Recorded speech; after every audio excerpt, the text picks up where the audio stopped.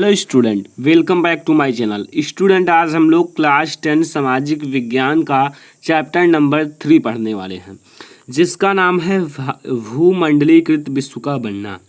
जो भूमंडलीकृत विश्व है उसका बनना, आपका विश्व जो है कैसे बना, जो विश्व है उसमें क्या क्या परिस्थिति हुई, युद्ध जो हुआ, ठीक है, बहुत सारा कुछ इस वीडियो में देखने वाले हैं। तो अगर आप लोग first lesson and second lesson को नहीं देखा है तो लिंक आप लोगों को डिस्क्रिप्शन में मिल जाएगा, जरूर देखना। पीडीएफ डाउनलोड करना है तो डिस्क्रिप्शन में लिंक मिल जाएगा, ठीक है, पीडीएफ भी डाउनलोड कर लेना। स्टूडेंट, आइए हम लोग इससे शुरू करते हैं। वीडियो को लाइक कीजिए, शेयर कर दीजिए, पहले और दूसरे लेसन को जरूर देखिए, तब ये समझ में आने वाला है। पहला हमारा है वैश्वीकरण। इसमें पहला टॉपिक आता है वैश्वीकरण। वैश्वीकरण हम लोग ऐसे भी लिख सकते हैं, ऐसे भी लिख सकते हैं, ठीक है, तो कोई दिक्कत है नहीं, आप लोग कैसे भी लिखिए। वैश्वीकरण क्या होता है, देखिए स्टूडेंट, व्यक्तियों जो व्यक्त होते हैं, व्यक्त यहाँ कर दीजिए तो ज़्यादा बेटर रहेगा। व्यक्त, सामानों और नौकरियों का एक देश से दूसरे देश तक के स्थानांतरण को वैश्वीकरण कहते हैं। देखिए, व्यक्ति जो होते हैं वो सामानों को एक देश से दूसरे देश तक पहुंचाते हैं। आप लोग देखते हैं चाइना से भी अपने देश में सामान आते हैं, अमेरिका से भी आते हैं, ठीक है। तो सामानों को एक देश से दूसरे देश तक पहुंचाना। और नौकरियां, देखिए स्टूडेंट, आपके जो देश के हैं अमेरिका में भी नौकरी करते हैं, चाइना में भी जाते हैं, सब जगह जाते हैं नौकरी करने के लिए। तो नौकरी, ठीक है, नौकरियों का एक देश से दूसरे देश तक का स्थानांतरण को वैश्वीकरण कहते हैं, ठीक है। ये मैं एक छोटा सा एग्जांपल बताया हूँ, ठीक है। ये वैश्वीकरण का आप लोग डिफिनेशन लिख लीजिए। व्यक्ति, सामानों और नौकरियों का एक देश से दूसरे देश तक स्थानांतरण को वैश्वीकरण कहते हैं, ठीक है। तो इसे याद कर लीजिए, नोट कर लीजिए, एक एक टॉपिक को नोट करते हुए चलिए। आप लोगों को मैं दिखा दिया हूँ, उसे नोट कर लीजिए। हम लोग कुछ इनके बारे में देखेंगे। इससे भी पहले वैश्वीकरण जो है स्टूडेंट, इससे पहले क्या हुआ, सिल्क रूट से भी सामानों और लोगों का एक देश से दूसरे देश तक का आवाजाही लगी रहती थी। आगे मैं आप लोगों को सिल्क रूट भी बताऊंगा। सिल्क रूट यानी कि रेशम का जो आप लोगों का रास्ता होता है एक, ठीक है, तो आप लोगों को मैं बताऊंगा। इससे पहले क्या होता था स्टूडेंट कि सिल्क रूट से भी क्या होता था, सामानों का एक देश से दूसरे देश तक का आवाजाही होता था। इसे हम लोग रेशम मार्ग कहते हैं। इसे इंग्लिश में कहते हैं सिल्क रूट। सिल्क का अर्थ होता है रेशम और रूट का अर्थ होता है मार्ग। तो रेशम मार्ग किसको कहते हैं, सिल्क रूट को, ठीक है। तो इससे भी पहले, जैसे वैश्वीकरण है उससे भी पहले सिल्क रूट से सामानों का और लोगों का एक स्थान से या एक देश से दूसरे देश तक का आवाजाही होता था, ठीक है।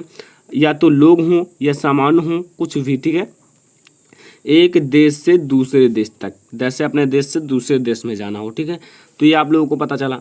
18वीं शताब्दी का काफ़ी समय बीत जाने के बाद भी, 18वीं शताब्दी आप लोगों को याद होगा, 18वीं शताब्दी का काफ़ी समय बीत जाने के बाद, 18वीं शताब्दी का जब काफ़ी समय बीत गया तो चीन और भारत का सबसे धनी देश था।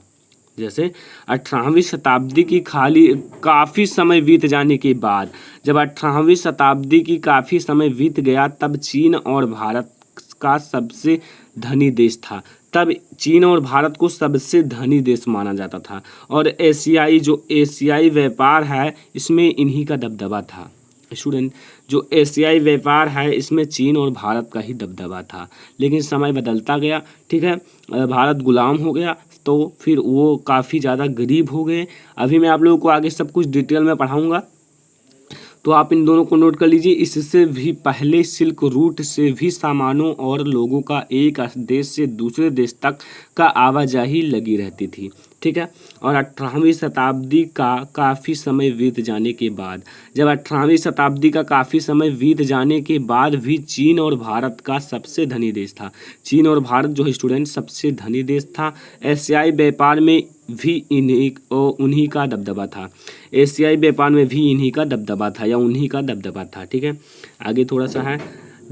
अब यूरोपीय विश्व व्यापार का सबसे बड़ा केंद्र था। अब यूरोप जो है, यूरोप विश्व व्यापार का, पूरे विश्व व्यापार का सबसे बड़ा केंद्र था, ठीक है, सबसे बड़ा केंद्र था। तो कौन, यूरोपीय, ठीक है। तो यूरोपीय अब जो है, अब यूरोपीय विश्व का सबसे बड़ा व्यापार का केंद्र था। तो स्टूडेंट ये था वैश्वीकरण के बारे में। मैं आप लोगों को शुरू से दिखा देता हूँ, नोट कर लीजिए। पहले आप लोग वैश्वीकरण का डिफिनेशन लिखिए, फिर आप लोग इनके बारे में लिख लीजिए, ठीक है, ये सब। अब हम लोग इसके बाद पढ़ने वाले हैं सिल्क रूट। तो स्टूडेंट ये आपका हो गया सिल्क रूट, सॉरी स्टूडेंट आपका हो गया वैश्वीकरण। अब मैं आप लोगों को बताता हूँ रेशम मार्ग या सिल्क रूट। स्टूडेंट ये आपका रेशम मार्ग है, रेशम मार्ग को इंग्लिश में कहते हैं सिल्क रूट, ठीक है। तो आप लोग इसको देखिए क्या होता है। अगर आपसे 1 नंबर में डिफिनीशन पूछा जाए तो आप लोगों को बताना है रेशम मार्ग एक बहुत ही प्राचीन मार्ग था। रेशम मार्ग जो है, सिल्क रूट जो है, एक बहुत ही पुराना मार्ग था। देश और महादेश जोड़ने के लिए माना जाता था। जैसे एक देश है दूसरा देश है, इनको जोड़ने के लिए माना जाता था। इसका नाम आप लोग बताइए सिल्क रूट क्यों पड़ा? क्योंकि स्टूडेंट सबसे पहले इस पर रेशम का व्यापार किया जाता था। रेशम इनके रास्तों द्वारा आवाजाही रहता था रेशमों का, ठीक है, इसलिए इसका नाम सिल्क रूट पड़ा। लेकिन बाद में सब कुछ आने जाने लगा सिल्क रूट के द्वारा, ठीक है, चांदी सोना सब कुछ आने जाने लगा, ठीक है। तो मैं आप लोगों को पहले इनके बारे में बता दिया। अब मैं आप लोगों को अपनी हैंड राइटिंग से अच्छे से समझा देता हूँ। रेशम मार्ग एक बहुत ही प्राचीन मार्ग था। सिल्क रूट या रेशम मार्ग एक बहुत ही पुराना मार्ग था। देश और महादेश जोड़ने के लिए माना जाता था। देश और महादेश को जोड़ने के लिए माना जाता था, ठीक है। सबसे पहले इस मार्ग से रेशम को आने जाने का व्यापार था। स्टूडेंट यहाँ आप लोग लिख लीजिए, आप लोग लिख सकते हैं रेशम मार्ग इसलिए नाम पड़ा क्योंकि सबसे पहले इस मार्ग से रेशम का ही व्यापार किया जाता था, इसलिए इसका नाम रेशम मार्ग पड़ा। अगर कोई पूछे तो आप लोग बता देना, शॉर्ट में बताना हो तो सबसे पहले इस मार्ग से रेशम का व्यापार किया जाता था, इसलिए इसका नाम रेशम मार्ग पड़ा, ठीक है। तो आप लोगों को आई होप समझ में आ गया होगा। मैं आप लोगों से क्वेश्चन पुटअप करूंगा लास्ट में, तो आप लोग ध्यान से पढ़ते रहिएगा क्योंकि मैं लास्ट में कोई भी क्वेश्चन ले सकता हूँ, ठीक है। इस मार्ग से सामान जैसे कई प्रकार के सामान जो हों, भारतीय मसाला जो होता है, चांदी सोना अन्य वस्तुओं का आवागमन होता था। इस मार्ग से स्टूडेंट सोना चांदी भारतीय मसाला एंड अन्य सामानों का आवागमन होता रहता था, आना जाना लगा रहता था। तो इसी को हम लोग कहते हैं रेशम मार्ग। नोट कर लीजिए, अभी मैं आप लोगों को दिखा देता हूँ, स्क्रीनशॉट लीजिए, ठीक है, ये आप लोग इसे नोट कीजिए, ठीक है। यहाँ से आप लोग नोट कीजिए, रेशम मार्ग एक बहुत ही प्राचीन मार्ग था। देश और महादेश को जोड़ने के लिए माना जाता था, ठीक है। तो यहाँ से आप लोग नीचे तक नोट कर लीजिए, फिर मैं आप लोगों को आगे बढ़ता हूँ, अच्छे से बताता हूँ। अगला हमारा टॉपिक आता है स्टूडेंट भोजन की यात्रा। स्टूडेंट पहले जो देश होते थे बहुत ही ज़्यादा गरीब होते थे, भोजन भी नहीं पाते थे, भूख के कारण भी व्यक्ति मर जाते थे, ठीक है। तो यहाँ भोजन की यात्रा कैसे हुई, कई प्रकार का भोजन कैसे आया, इन सब के बारे में हम आप लोगों को डिटेल में बताने वाले हैं, ठीक है। तो भोजन की यात्रा, ठीक है, जैसे जैसे व्यापारी, देखिए स्टूडेंट, व्यापारी जो थे एक देश से दूसरे देश तक गए, उस देश में दूसरे टाइप से खाना खाए, अपने देश में दूसरे टाइप से, तो उस देश में भी वही टाइप का खाना बनने लगा। बताए कि ऐसे बनाओ बहुत ही अच्छा रहता है, बहुत ही मतलब खाने में अच्छा रहता, तो मतलब ऐसे ऐसे फैल गया, ठीक है। तो देखिए जैसे जैसे व्यापारी और यात्री एक स्थान से दूसरे स्थान तक गए, जैसे जैसे व्यापारी जो होते हैं और यात्री जो होते हैं एक स्थान से या एक देश से दूसरे देश तक गए, उनके साथ उनके खाने के सामान भी चलते गए। अब स्टूडेंट कोई भूखा तो रहेगा नहीं, अगर उनके पास खाने का सामान उपलब्ध है तो वो अपने साथ ले गए। तो इसी प्रकार से खाना का भी यानी कि भोजन का भी यात्रा होता गया। जिस प्रकार से मनुष्य आगे बढ़ता गया, भोजन रखे हैं, उसी प्रकार से भोजन भी आगे बढ़ता गया। इसी को हम लोग कहते हैं भोजन यात्रा। अगर भोजन यात्रा का आप लोगों को डिफिनेशन देना है तो जैसे जैसे व्यापारी क्या करते हैं, एक देश से दूसरे देश तक, एक जगह से दूसरे जगह तक व्यापारी करते हैं, और यात्री के एक स्थान से दूसरे स्थान तक जाते हैं, ठीक है। एक स्थान से दूसरे स्थान तक गए, उनके साथ उनके खाने के सामान भी चलते गए, उनके साथ जो खाने के सामान सभी व्यापारी या यात्री रखते हैं वो भी उनके साथ जाते मतलब चलते गए। आगे देखते हैं स्टूडेंट, जैसे नूडल्स चाइना से आया, पास्ता अरब देश से। आप लोग नूडल्स तो खाए ही होंगे, बहुत ही बच्चों को बहुत ज़्यादा पसंद है।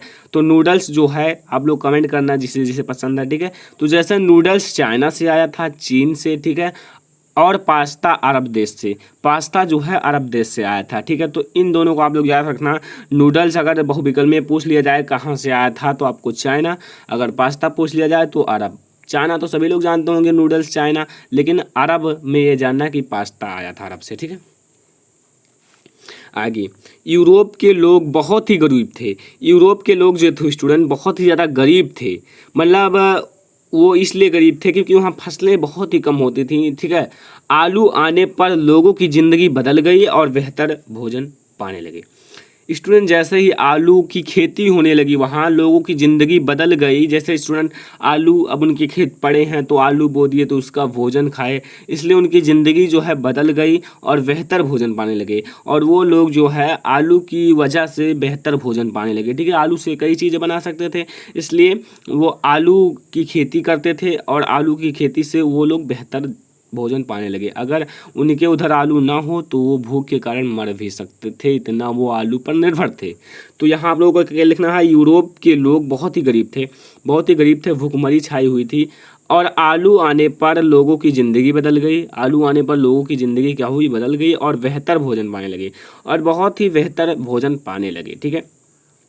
तो अभी मैं आप लोगों को नोट्स भी कराऊंगा। 1840 में बहुत ही बेकार आई, क्या आई आप लोग समझिए। 1840 के दशक में के मध्य बीमारी के कारण, देखिए कुछ बीमारी आई जिसके कारण आलू की फसल खराब हो गई, जिसके कारण जो आलू व्यक्ति बोते थे वो खराब हो गया और भुखमरी के कारण मर गए। अब देखिए स्टूडेंट, अब उनके पास केवल आलू की ही खेती थी और आलू में भी बीमारी लग गई तो क्या होगा, सब खराब हो गए और ख़राब हो गए तो वो व्यक्ति जो थे जो उनकी खेती करते थे भुखमरी के कारण मर गए, ठीक है। कोई कोई बच गए होंगे लेकिन ज़्यादा से ज़्यादा मर गए, ठीक है स्टूडेंट। तो ये था आप लोगों का भोजन की यात्रा। भोजन की यात्रा में इतना आप लोगों को लिखना है। अगर हाँ स्टूडेंट अगर ना भी जैसे आपके बोर्ड एग्जाम में आ गया भोजन के बारे में तो इससे आप लोग लिख देना, ठीक है। अगर हाँ अगर आपको नहीं भी आता है तो कुछ ना कुछ आप लोगों को लिखना है, उस प्रश्न का आंसर देना है। यह है इतिहास। इतिहास में आप लोगों का कॉपी थोड़ा आप लोगों को ज़्यादा नज़र नहीं किया जाता है। आप लोग हैंड राइटिंग अच्छे से करके खूब अच्छे से लिख देना, ठीक है स्टूडेंट। तो मैं आप लोगों को यहाँ भोजन की यात्रा दिखा देता हूँ। जैसे जैसे व्यापारी और यात्री एक स्थान से दूसरे स्थान तक गए उनके साथ साथ खाने के सामान भी चलते गए। ऐसे आप लोग याद कर लेना सब कुछ, ठीक है। तो नोट कर लीजिए आप लोग। तो आई होप कि आप लोग नोट कर लिए होंगे। अब आता है 19वीं शताब्दी, ठीक है। 19वीं शताब्दी, यहाँ अभी तक तो पीछे थे आप लोग 18वीं शताब्दी में, लेकिन अब आता है 19वीं शताब्दी, ठीक है।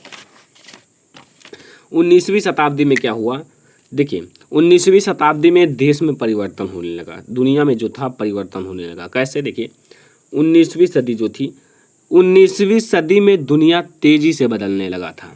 19वीं सदी में दुनिया तेज़ी से बदलने लगा था। वैज्ञानिक, राजनीतिक, आर्थिक सभी बदलाव होने लगा।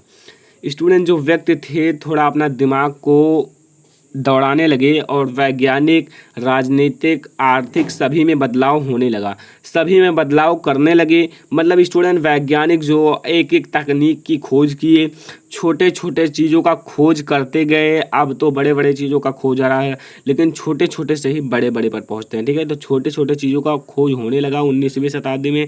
राजनीतिक, आर्थिक सभी में बदलाव होने लगे, राजनीतिक और आर्थिक सब में बदलाव होने लगा, ठीक है। आगे 19वीं सदी में कपड़ा, गेहूं आदि के व्यापार तक ही सीमित था। स्टूडेंट 19वीं शताब्दी में क्या होता था, सदी में गेहूं और कपड़ा आदि व्यापार तक ही सीमित था। जैसे आप लोग समझिए अब तो किसी चीज़ का आप लोग व्यापार कर लीजिए, फल फूल कुछ भी चीज़ का जैसे आप लोग कर सकते हैं। इसमें क्या था 19वीं सदी में कपड़ा, गेहूं आदि के व्यापार तक ही सीमित था, ठीक है, 19वीं सदी में। तो ये हुआ आप लोगों का दूसरा पॉइंट, ठीक है। पॉइंट आप लोगों का तीसरा पॉइंट, काम की तलाश में एक स्थान से दूसरे स्थान पर जाते थे। 5 करोड़ लोग बेरोजगार के कारण यूरोप छोड़ दिया। अब स्टूडेंट यूरोप में इतनी मतलब भुखमरी छाई हुई थी कि काम की तलाश में एक स्थान से दूसरे स्थान तक जाते थे। यहाँ काम नहीं पाए तो दूसरे स्थान पर, वहाँ नहीं तो तीसरे स्थान पर, मतलब स्थान बदलते गए, जहाँ काम मिले वहाँ किए। ठीक है, तो काम की तलाश में एक स्थान से दूसरे स्थान तक जाते थे। 5 करोड़ लोग बेरोजगार के कारण यूरोप छोड़ दिए। 5 करोड़ लोग जब बेरोजगार हो गए स्टूडेंट, तो यूरोप को छोड़ दिया। ठीक है, यूरोप को इसलिए छोड़ दिया क्योंकि स्टूडेंट बेरोजगार थे, और बेरोजगार जो होते हैं वो तो भुखमरी के मतलब कारण मर भी सकते हैं। तो बेरोजगार हो गए इसलिए वो यूरोप को छोड़ दिए। कितने लोग? 5 करोड़ लोग। तो इसे आप लोग नोट कर लेना, एक एक पॉइंट को नोट कीजिए, पहले समझिए, ठीक है, तब आप लोग नोट कीजिएगा। अगला, पूंजी प्रवाह में अमेरिका आगे थी। अगर देखा जाए 19वीं सदी में, तो पूंजी की प्रवाह यानी कि पूंजी जो था उसमें अमेरिका आगे था। उनके पास ज़्यादा धन था। ठीक है, अधिक पैसे थे, दूसरे देश में पैसे प्रवेश करते थे, दूसरे देश में पैसे को भेजते थे। ठीक है, तो आप लोग क्या जाने, 19वीं सदी में अमेरिका आगे था, ज़्यादा धन था, उसके पास पैसे थे, अधिक पैसे थे। ठीक है, तो ज़्यादा पैसे थे इसलिए वो दूसरे देश में भी पैसा प्रवेश करते थे। तो वो इसलिए दूसरे देश में भी पैसा प्रवेश करते थे। ठीक है, तो ये हुआ हमारा 19वीं शताब्दी की बात। ठीक है, तो 19वीं शताब्दी आप लोगों का यही था। तो आप लोग अगर नोट करना चाहते हैं तो मैं आप लोगों को दिखा देता हूँ, नोट कर लीजिए। 19वीं शताब्दी हेडिंग डालिए। अगर 19वीं शताब्दी आपके बोर्ड एग्जाम में आए तो इतना को आप लोग बना के और आगे तक लिख सकते हैं। आप लोग इसको क्या लिख सकते हैं, 19वीं शताब्दी में दुनिया में तेज़ी से वृद्धि होने लगी, दुनिया में बदलाव होने लगे, दुनिया में नई नई तकनीकों को खोज होने लगी। केवल इसी में बता रहा हूँ, नई नई वैज्ञानिक होते गए, राजनीतिक में भी बहुत ही तेज़ी से वृद्धि होने लगी, आर्थिक भी अपने देश का सुधरने लगा। ऐसे आप लोग कई मतलब बड़ा लिख सकते हैं। ठीक है, तो आप लोगों को मैं थोड़ा शॉर्ट में इसलिए बता रहा हूँ स्टूडेंट, बहुत ही ज़्यादा लंबा वीडियो हो जाएगा, इसलिए मैं आप लोगों को, देखिए शॉर्ट भी ज़्यादा नहीं है, आप लोग ऐसे आप लोग देख सकते हैं। इससे पहले नोट कीजिए। ठीक है, ये आप लोगों का 19वीं शताब्दी है, तो यहाँ आप लोग नोट कर लीजिए। 19वीं शताब्दी में दुनिया तेज़ी से बदलने लगी, यहाँ से लेकर यहाँ पॉइंट तक, यानी कि 1 2 3 4 पॉइंट मैंने आप लोगों को बता दिया है। इन 4 पॉइंट को आप लोग नोट कर लीजिए। तो आप लोग आई होप कि नोट कर लिए होंगे। तो मैं आप लोगों को अब आगे बढ़ता हूँ। ठीक है, तो आइए देखते हैं आगे। स्टूडेंट, हमारा अगला टॉपिक आता है विश्व में अर्थव्यवस्था का उदय। विश्व में अर्थव्यवस्था का उदय कैसे था? ठीक है, कैसा था उस समय जब 19वीं शताब्दी थी? ठीक है, तो मैं आप लोगों को बताता हूँ अच्छे से डिटेल में, बहुत ही ईजी है, आप लोग ध्यान से देखते रहिए। पॉइंट नंबर 1, 18वीं शताब्दी या 18वीं सदी के आखिरी दशक तक, जो 18वीं सदी है उसके आखिरी दशक तक एक ब्रिटेन में कार्न लॉ, एक कानून था जिसे हम लोग कहते हैं कार्न लॉ। ये ठीक है, कार्न लॉ। ठीक है, तो ब्रिटेन में कार्न लॉ, इस कानून के तहत कोई भी देश अपने भोज्य पदार्थ को ब्रिटेन निर्यात नहीं कर सकता, यानी कि ब्रिटेन नहीं भेज सकता। ठीक है, तो ये एक कानून था कार्न लॉ, जिसमें क्या कहा गया कि ब्रिटेन में कोई भी अपनी वस्तु या भोज्य पदार्थ को निर्यात नहीं कर सकता है।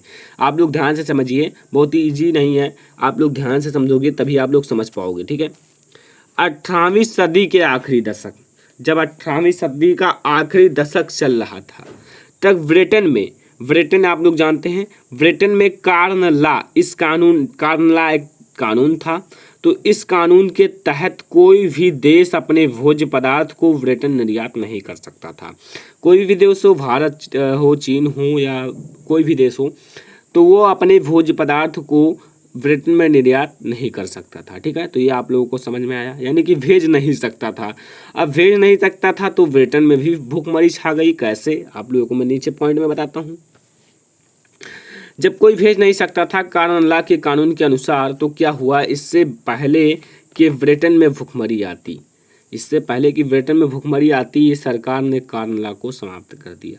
अगर कार्न लॉ कानून लगा रहता तो ब्रिटेन में भी भुखमरी छा जाती। अब भुखमरी छा जाती, इसी के कारण वहाँ के सरकार ने सोच समझ कर उस कानून को हटा दिया। क्यों हटा दिया? ताकि भुखमरी ना छाए। ठीक है, तो आप लोग समझ सकते हैं, इसलिए इससे पहले कि ब्रिटेन में भुखमरी छाती यानी कि आती, सरकार ने कार्न लॉ, ये कानून है आप लोग याद रखना, कार्न लॉ कानून को हटा दिया या कार्न लॉ को समाप्त कर दिया। ठीक है, तो ये आप लोग ध्यान से समझ लीजिए, नोट करते रहिए। अगला, व्यापार में भी बहुत तेजी से वृद्धि हो गया। व्यापार में भी बहुत तेजी से वृद्धि हो गया। जब देखिए स्टूडेंट, किसी भी देश का अगर वो धनी है तो व्यापार बहुत ही महत्वपूर्ण भाग होता है। जैसे नए जहाज बनाए गए, नए जहाज का निर्माण हुआ, रेलवे का भी निर्माण किया गया, बहुत सारे रेलवे का भी निर्माण किया गया, ठीक है। अब जब नए जहाज बनाई गई तो जहाज़ों के द्वारा व्यापार होने लगा, रेलवे बनाई गई तो ट्रेनों द्वारा व्यापार होने लगा, यानी कि व्यापार में वृद्धि होती गई, दुनिया बदलता गया, ठीक है। तो नए जहाज बनाए गए, रेलवे का भी निर्माण किया गया, ठीक है। ये आप लोग विश्व में अर्थव्यवस्था का उदय पढ़ रहे हैं, ठीक है। अगला, मजदूर की पूंजी ज़रूरत पड़ी। जब मजदूर को ज़रूरत पड़ी तो मजदूर को पैसे देने के तौर पर पूंजी प्रवाह हुआ। जब मजदूर को ज़रूरत पड़े तो वो जाता था और मजदूरी करता था और पैसे लेता था, लेकिन पैसे देने के तौर पर पूंजी प्रवाह हुआ, ठीक है। आगे अगला पॉइंट, लास्ट पॉइंट है, जब कुछ एक दूसरे से जुड़ा हुआ था। सब कुछ एक दूसरे से जुड़ा हुआ था। जब सब कुछ एक दूसरे से जुड़ा हुआ था तो उसे क्या कहते हैं? वैश्वीकरण कहते हैं, ठीक है। तो ये आप लोग समझ गए, सब कुछ एक दूसरे से जुड़ा हुआ था, ठीक है। तो ये हमारा होता है विश्व में अर्थव्यवस्था का उदय। इतना आप लोग नोट में आप लोगों को दिखा देता हूँ, नोट कर लीजिए। यहाँ देखिए, विश्व में अर्थव्यवस्था का उदय। यहाँ पहले आप लोग कार्नला कानून को समझिएगा, फिर आप लोग आगे व्यापार में तेजी से वृद्धि होने लगी। नोट कीजिए आप लोग ध्यान से, ठीक है, स्क्रीनशॉट भी ले सकते हैं। फिर यहाँ व्यापार में भी बहुत तेज़ी से वृद्धि होने लगी। फिर मजदूर, जो आप लोगों को मजदूर की ज़रूरत पड़ी, ठीक है। फिर सब कुछ एक दूसरे से जुड़ा हुआ था। सब कुछ एक दूसरे से जुड़ा हुआ था, यानी कि उसे क्या कहते हैं? वैश्वीकरण कहते हैं। तो इतना तो आप लोगों को समझ में आ गया होगा। अब हम लोग देखेंगे तकनीकी का योग। तकनीकी का योग यानी कि स्टूडेंट, तकनीक जो था उसका क्या योगदान था। तकनीक से ही आजकल दुनिया चलती है, तो तकनीक का क्या योगदान था, अब नहीं जब कि मैं बात कर रहा हूँ तब, ठीक है। तो तकनीकी का योगदान अब हम लोग पढ़ने वाले हैं, तो इसे आप लोग नोट कर लेना सब कुछ। आइए मैं आप लोगों को दिखाता हूँ तकनीकी का आप लोगों को योग में क्या पढ़ना है। रेलवे भाप, जो रेलवे भाप है के जहाज, रेलवे भाप के जहाज, संचार, टेलीग्राफ आदि तकनीक की ही देन है। अगर बात करूं तो रेलवे भाप, जो भाप से चलने वाला जहाज है, संचार जिससे हम लोग समाचार सुनते हैं, टेलीग्राफ, सभी तकनीक का ही देन है। अगर तकनीक नहीं होता तो ये सब नहीं बन पाता। तो तब की बात है, ये सब था तो वो सब तकनीक का देन था, और तकनीक था इसलिए ये सब आप मतलब व्यक्तियों को मिला, ठीक है। तो इसमें तकनीक का बहुत ही बड़ा योगदान है, तो इसलिए मैंने हेडिंग डाला है तकनीक का योगदान। आपके बोर्ड एग्जाम में पूछा भी जा सकता है तकनीक का क्या योगदान था भूमंडलीकृत विश्व में बनने में, ठीक है। तो यहाँ आप लोग पहला पॉइंट लिखिए, रेलवे भाप के जहाज, संचार, टेलीग्राफ सभी तकनीक का ही देन है। अगला, इसके बाद 19वीं सदी में आने वाले परिवर्तन की आप कल्पना नहीं कर सकते।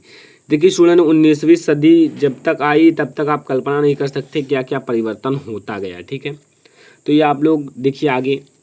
फिर फ्रिज वाली जहाज, ठीक है, ये तो था भाप वाली जहाज। फिर फ्रिज वाली जहाज, ठीक है, का भी निर्माण किया गया। फ्रिज वाली जहाज का भी निर्माण किया गया। अब अमेरिका, ऑस्ट्रेलिया, न्यूजीलैंड सब जगह जानवरों के बजाय उनका मांस ही यूरोप में भेजा जाने लगा। स्टूडेंट, पहले क्या होता था कि यूरोप में जानवरों को भेजा जाता था। जानवरों को क्यों भेजा जाता था? क्योंकि यूरोप में ही केवल मांस बिकता था, इसलिए वहाँ केवल जानवरों को भेजा जाता था। अब क्या होता है कि अब अमेरिका, ऑस्ट्रेलिया, न्यूजीलैंड सब जगह जानवरों के बजाय उनका मांस ही यूरोप में भेजा जाने लगा। पहले तो केवल जानवर, जिंदा जानवर को भेजा जाता था, लेकिन अब क्या हुआ कि उनके मांस को भी भेजा जाने लगा, ठीक है। तो परिवर्तन होता गया सब कुछ में, इसलिए आप जानवर को नहीं भेजे क्योंकि बहुत ज़्यादा भारी हो जाता था जानवर को ले जाना, इसलिए अब मांस को ही भेजा जाने लगा। आगे देखते हैं स्टूडेंट, इससे न केवल समुद्री यात्रा में आने वाले खर्चे कम हो गया, बल्कि यूरोप में मांस के ज़्यादा दाम भी गिर गए। यूरोप में मांस के ज़्यादा दाम क्यों गिर गए आप लोग समझ सकते थे। पहले मांस जो था, पहले जानवरों को भेजा जाता था यूरोप में और मांस वहाँ बिकता था, लेकिन अब क्या हुआ कि हर जगह मांस मिलने लगा, इसलिए वहाँ जो था उसका दाम बहुत ही ज़्यादा गिर गया। गिर क्यों गया? अब जब सब जगह है तो वहाँ क्यों जाएंगे लोग, इसलिए उसका दाम गिरा दिया गया। अब समझो, जब कोई चीज़ नहीं बिकती है तो उसका दाम कम कर दिया जाता है ताकि वो बिक सके, खराब ना हो। तो आप लोग यहाँ तकनीकी का योगदान नोट कर लीजिए इतना, ठीक है। तकनीकी का योगदान, ठीक है। यहाँ आप लोग रेलवे, भाप के जहाज, संचार, टेलीग्राफ सभी तकनीक की ही देन है।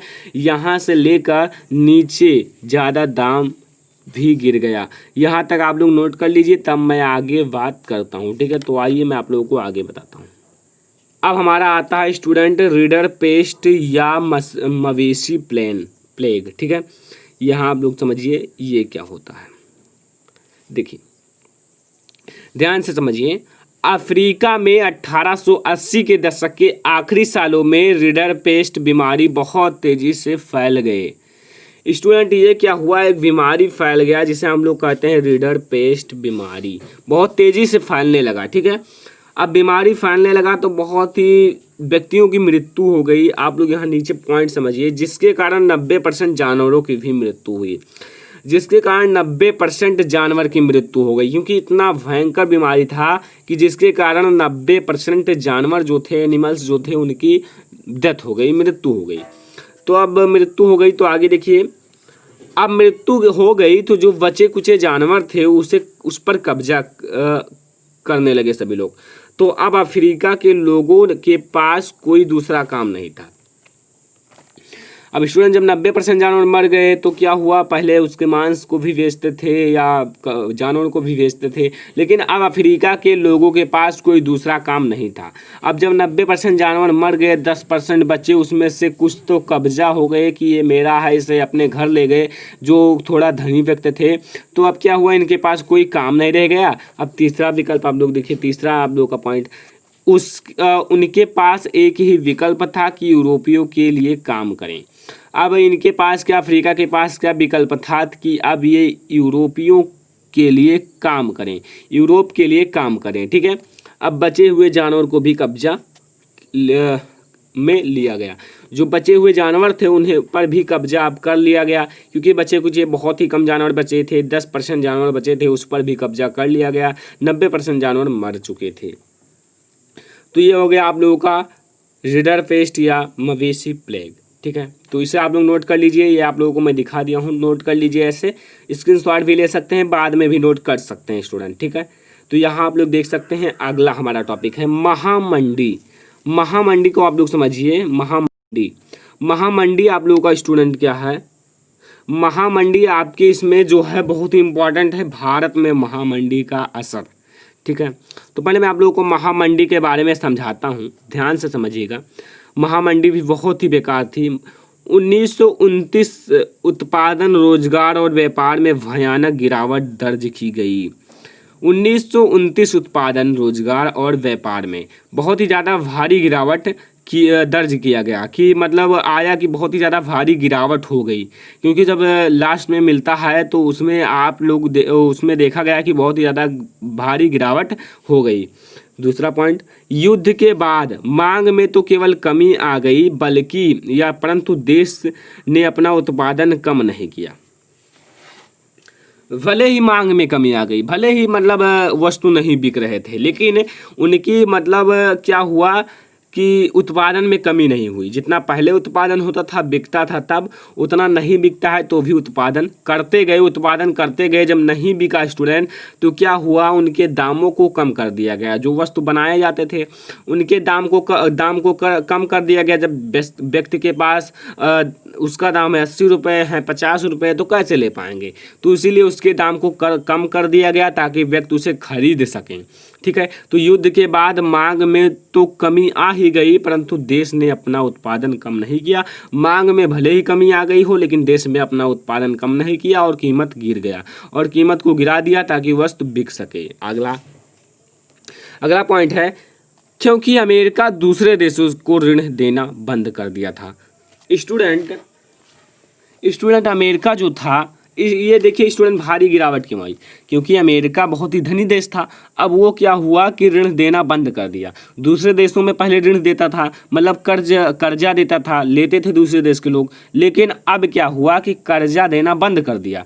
तो क्या हुआ, जिसकी वजह से उनके पास विकास के दूसरे रास्ते नहीं थे, जिसके वजह से जो दूसरे देश थे जो कर्जा लेते थे उनके पास कोई दूसरे विकास का रास्ता नहीं था। अब नहीं था, इसलिए महामंडी फैल गई। ठीक है, तो यहाँ आप लोग महामंडी के बारे में पहले इतना नोट कर लीजिए, फिर हम लोग महामंडी का असर देखेंगे, क्या असर पड़ा। ठीक है, फिर भारत में महामंडी का असर देखेंगे।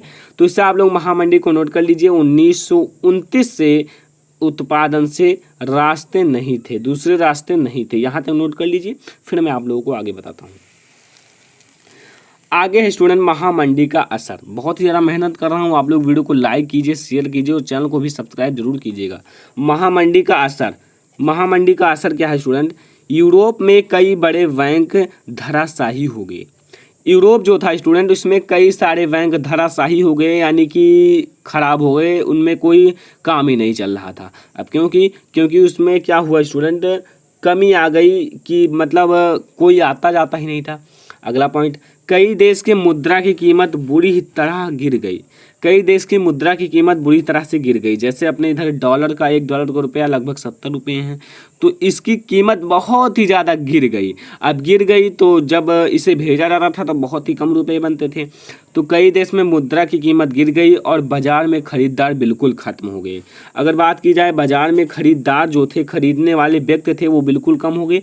जब उनके पास रुपए रहेंगे तब खरीदार भी रहेंगे, अगर रुपए नहीं है तो खरीदार कहाँ रहेंगे। ठीक है, तो बाज़ार में जो खरीदार आते थे वो बिल्कुल कम हो गए, यानी कि बाज़ार में बहुत कम खरीदार बचे। अगला, 1933 तक 4000 से ज़्यादा बैंक बंद हो चुके थे। केवल 1933 तक की बात कर रहा हूँ कि 4000 बैंक बंद हो चुके थे। लेकिन और 1929 से 1932 के बीच में, ये तो आपका आगे का है, लेकिन और इनके बीच में बात किया जाए तो आप लोग यहाँ देख सकते हैं, इकाई, दहाई, सैकड़ा, हजार, 10,000, लाख, 1,10,000 कंपनियाँ चौपट हो चुकी थी, यानी कि बेकार हो चुकी थी, बंद हो चुकी थी। ठीक है, इतनी कंपनियां जब बेकार हो गई, खरीदार नहीं आते जाते थे, तभी इसी के कारण बहुत ही ज़्यादा महामंडी का असर फैल गया। तो इतना आप लोग नोट कर लीजिए, महामंडी का असर। ठीक है, तो आप लोग इसे नोट कर लीजिए, महामंडी का असर। आगे देखते हैं। आगे हमारा स्टूडेंट है भारत में महामंडी का असर। अच्छा, ये महामंडी फैली तो भारत में क्या असर हुआ? भारत के लोगों में क्या कुछ नहीं हुआ? हुआ स्टूडेंट, बहुत कुछ हुआ। ठीक है, भारत में भी हुआ। तो आइए मैं आप लोगों को बताता हूँ भारत में महामंडी का असर। पहला पॉइंट देखिए, भारत में आयात और निर्यात पूरी तरह आधा हो गया। भारत में जो आने जाने का काम था, व्यापार करते थे, एक देश से दूसरे देश तक पहुंचाया जाता था, ठीक है, वो बिल्कुल कम हो गया, मतलब आधा हो गया।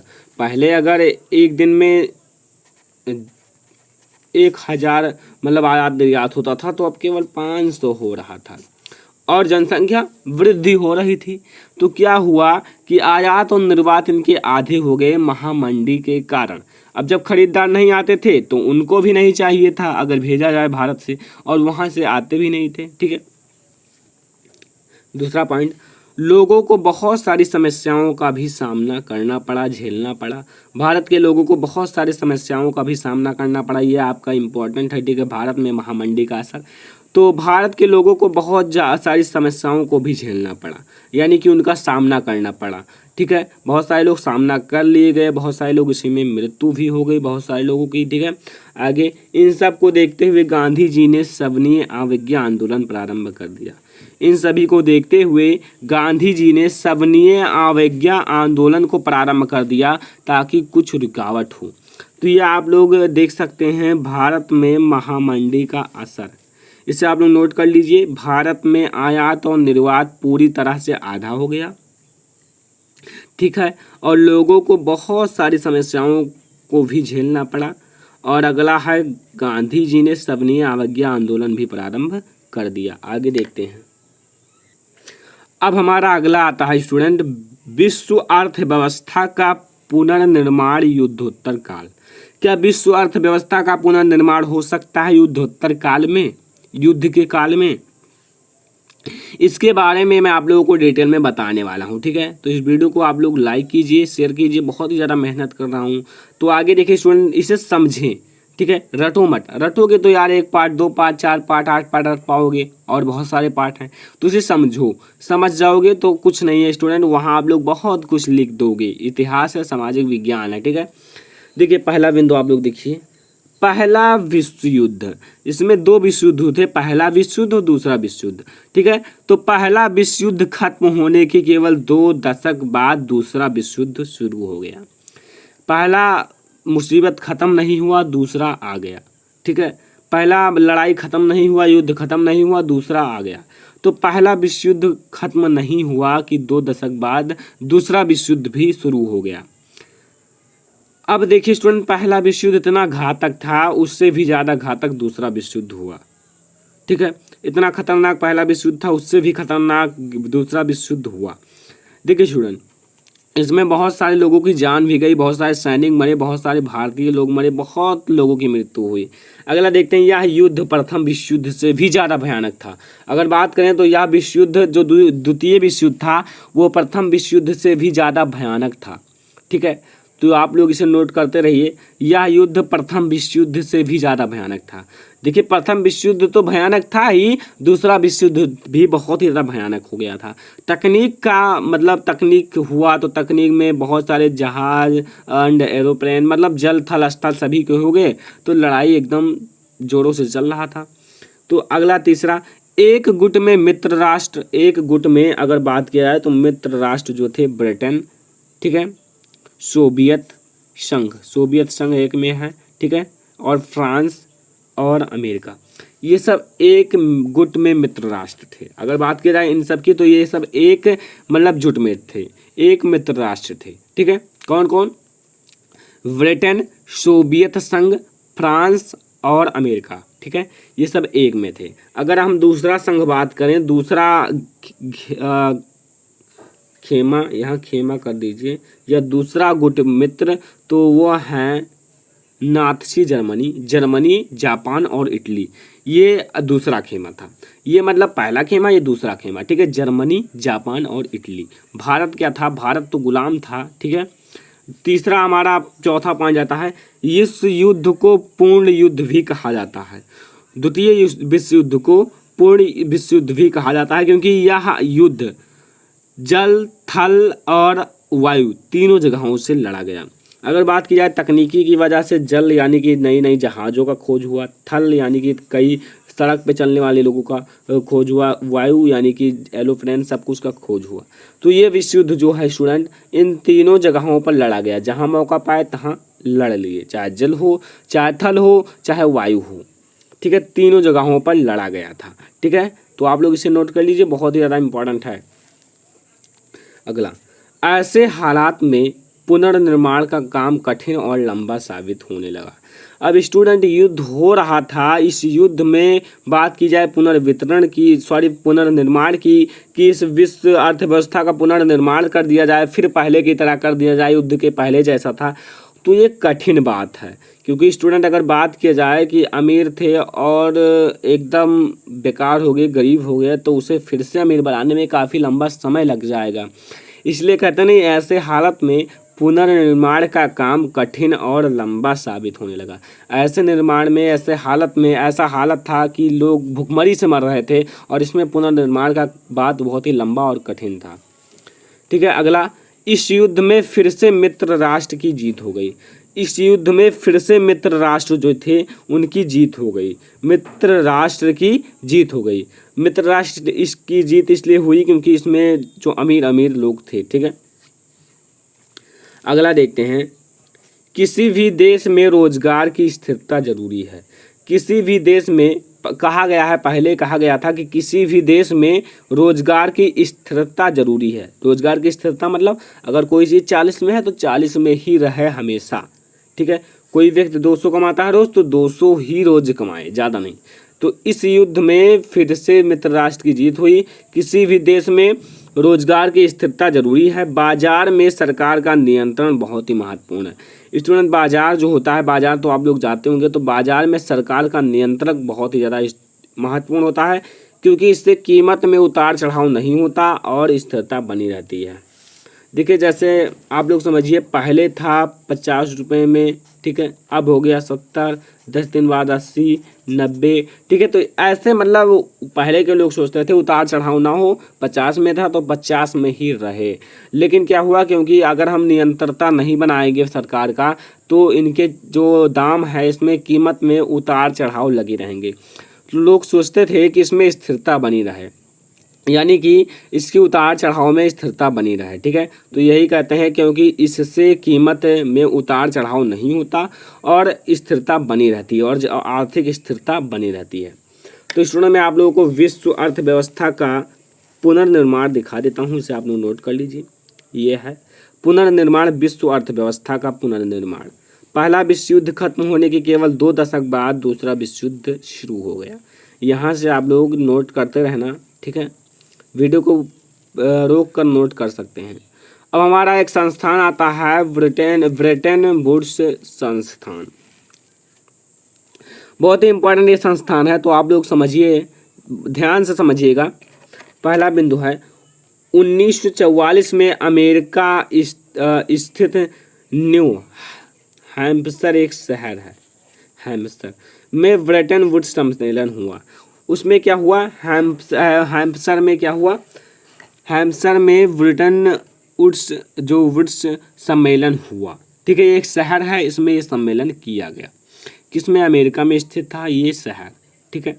अमेरिका बहुत ही ज़्यादा धनी देश था, इसलिए इसमें अंतर्राष्ट्रीय मुद्रा कोष और अंतर्राष्ट्रीय पुनर्निर्माण एवं विकास बैंक का गठन किया गया। इसमें 2 चीज़ों का गठन किया गया, अंतर्राष्ट्रीय मुद्रा कोष, जो आप लोगों का अंतर्राष्ट्रीय मुद्रा कोष है, और अंतर्राष्ट्रीय पुनर्निर्माण एवं विकास बैंक का गठन किया गया, ताकि युद्ध के बाद भी ऐसे बनी रहे, ठीक है।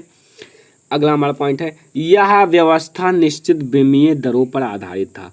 यह व्यवस्था जो था स्टूडेंट, निश्चित विनिमय दर, जो निश्चित विनिमय दर है उस पर आधारित था, मतलब वो निश्चित रहे, ठीक है। अगला पॉइंट है, परंतु आज दिनों में डॉलर का मान समय समय पर घटता बढ़ता रहता है। पहले के लोग सोचते थे अगर डॉलर का दाम है 50 रुपये तो 50 ही रहे, कभी घटे और बढ़े ना। लेकिन आज क्या होता है, कभी 50, कभी लगभग इस समय 70 है, 70 से आपका कम होगा, 75 भी हो सकता है, 50 भी, 60, 65, ठीक है। तो ऐसे हो सकता है। तो परंतु आज दिनों में डॉलर का दाम समय पर घटता बढ़ता रहता है।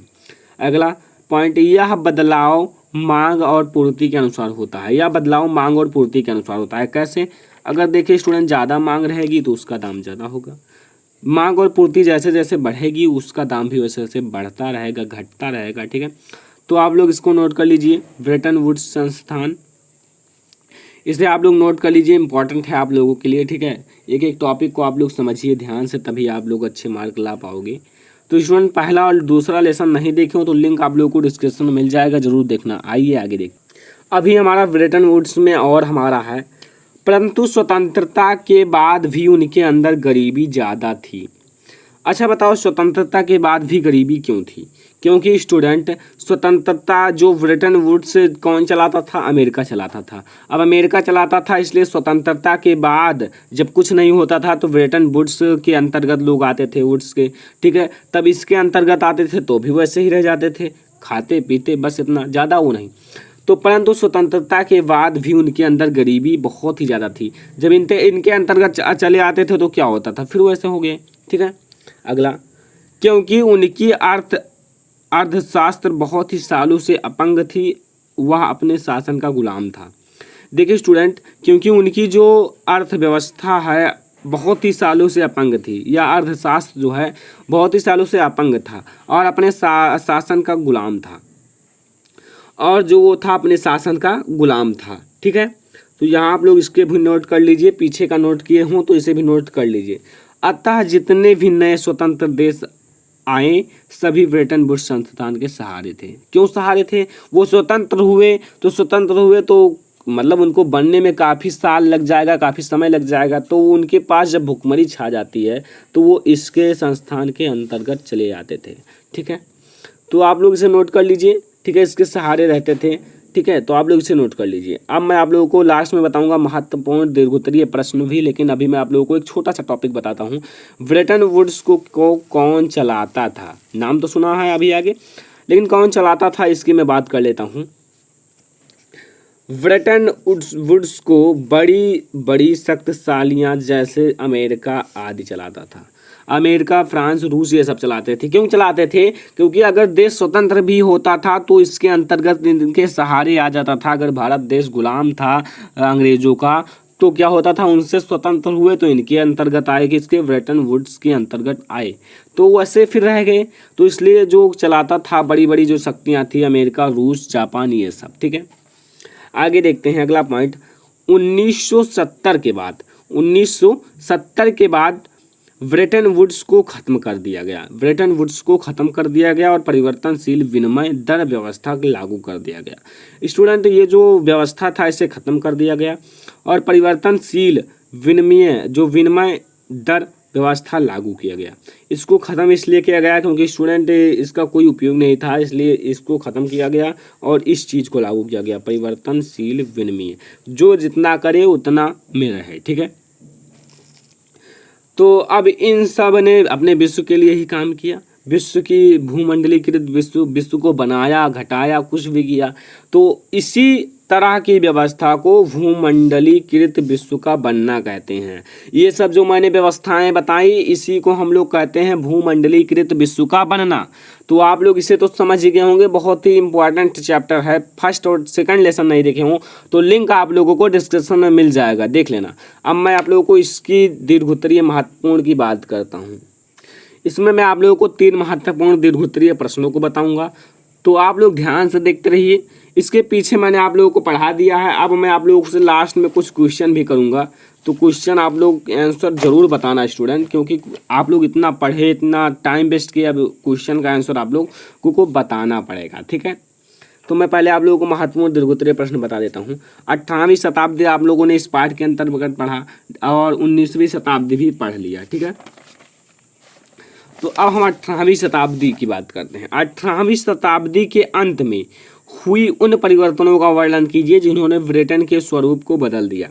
ब्रिटेन ने कई शर्त लगाए थे, उनके स्वरूप को बदल दिया। तो आप लोगों को पता होगा 18वीं शताब्दी के आखिरी शतकों में ब्रिटेन की आबादी तेज़ी से बढ़ने लगी, इससे देश में भोजन की मांग बढ़ी। तो ऐसे मैंने अभी इस पाठ में बहुत सारे पढ़ाए, कृषि उत्पादन महंगे होने लगे, तो मैंने बहुत सारे पढ़ाए। कार नल्ला को खत्म होने के बाद कम कीमत पर खाद्य पदार्थों का आयात निर्यात होने लगा। तो इन सबको मैंने पढ़ाया इसी पार्ट के अंतर्गत। तो ये सब आप लोगों को लिखना है। तो आप लोग जो जो मैंने पढ़ाया उसको छाप अच्छे से लिख देना। ठीक है, हैंड राइटिंग का विशेष ध्यान रखना। तो 18वीं शताब्दी के अंत में हुए उन परिवर्तनों का वर्णन कीजिए जिन्होंने ब्रिटेन के स्वरूप को बदल दिया। प्रश्न नंबर 2, खाद्य उपलब्धता तकनीकी के प्रभाव को दर्शाने के लिए इतिहास से 2 उदाहरण दीजिए।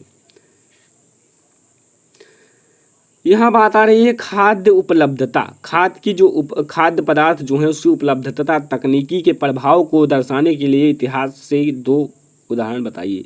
मैंने आप लोगों को भोजन यात्रा भी पढ़ाया, कुछ और चीज़ों को पॉइंट पढ़ाया है।